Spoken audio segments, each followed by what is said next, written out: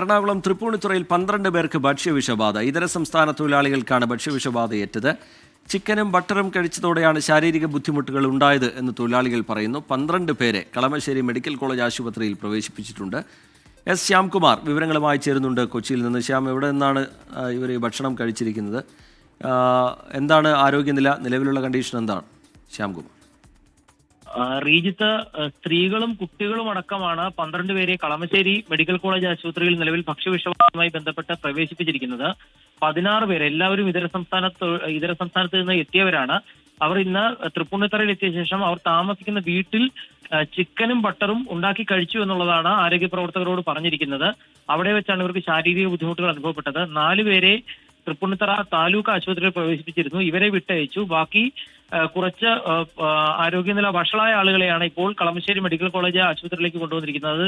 12 പേരാണുള്ളത്. ഇവരെല്ലാവരെയും ഇപ്പോൾ ആശുപത്രിയിൽ പ്രവേശിപ്പിച്ചിട്ടുണ്ട്. ഇവർ തന്നെ വെച്ച് കഴിച്ച ഭക്ഷണമാണ് ബുദ്ധിമുട്ടുണ്ടാക്കിയത് എന്നുള്ളതാണ് നിലവിൽ പ്രാഥമികമായി മനസ്സിലാക്കുന്നത്. കൂടുതൽ പരിശോധനകൾ ആശുപത്രിയിൽ നടന്നു വരികയാണ്.